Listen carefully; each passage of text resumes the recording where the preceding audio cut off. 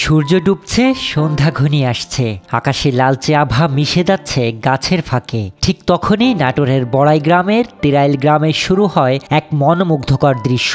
হাজার হাজার অতিথি পাখির কলতানে মুখর হয়ে ওঠে চারপাশ। কেউ আকাশে উড়ছে, কেউ বা নিড়ে ফিরছে।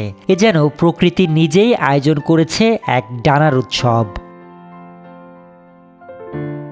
বিশাল আকৃতির কোড়ই, শিমুল আর বাঁশবাগান পরিণত হয়েছে মনোমুগ্ধকর পাখির অভয়ারণ্যে। কেউ বাচ্চাদের মুখে খাবার তুলে দিচ্ছে, কেউ বা ধ্যানে বসে আছে, আবার কেউ খাবারের সন্ধানে ছুটছে আকাশ জুড়ে। সাউথ টাউনে হোক আপনার স্বপ্নের আবাসন, শতভাগ রেডি প্লট, সাথে সাথেই সাফ কাবলা রেজিস্ট্রি। গোধূলি নামলে হাজার হাজার পাখি একসাথে নিড়ে ফিরে আসে। ডানার ঝাপটানি আর কলতানে যেন মনে হয় হেলিপ্যাডে নামছে সাদা হেলিকপ্টারের সারি। স্থানীয়রা পাখির কিচিরমিচির ডাকের মাঝে খুঁজে পান এক ধরনের প্রশান্তি। চারিদিক শুধু পাখি আর পাখি। আমার মনের ভেতর থেকে এতটা ভালো লাগছিল, মনে হচ্ছিল যে প্রতিটি সকাল যেন যদি আমার এই পাখির শব্দটা শুনে ভাঙতো তাহলে খুব ভালো লাগতো। রাত পাইলে পাখিগুলো আবার বিলে যায়, বিল খেলে নিয়ে আসি আবার আসি মাসার থাকে। যখন আবার রাত পড়ে তখন আবার খেতে আবার বিলে যায়, ভালো লাগে।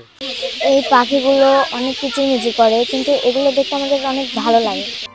সারস জাতীয় এই পাখি স্থানীয়দের কাছে পরিচিত শামুকখোল নামে। খালবিলের ছোট শামুক, মাছ ও পোকামাকড়ই এদের খাদ্য। ধূসর সাদা দেহ, কালো ডানার প্রান্ত আর বাঁকা ঠোঁটে মিশে আছে এদের সৌন্দর্য। প্রায় এক দশক ধরে তিরাইল গ্রামে এই পাখিদের আনাগোনা। তবে স্থানীয়দের অভিযোগ, কিছু অসচেতন মানুষ এসব পাখি শিকার করছে, যার ফলে ক্রমেই হ্রাস পাচ্ছে এই নান্দনিক পাখির সংখ্যা। এছাড়া অভিযোগ, প্রশাসনের পক্ষ থেকে অতিথি পাখি সুরক্ষায় নেওয়া হচ্ছে না কোনো নজরদারি ব্যবস্থা। কিন্তু এগুলো বিলুপ্ত হয়ে যাচ্ছে, কারণ অনেক মানুষ এগুলোকে শিকার করে খাচ্ছে। কিন্তু প্রশাসন যদি এর দিকে দেখতো তাহলে এটা হতো না। মারে মেলা মানুষ মারে পারে, বাচ্চা কোনি সব পারি মেলা পারিছে বাচ্চা।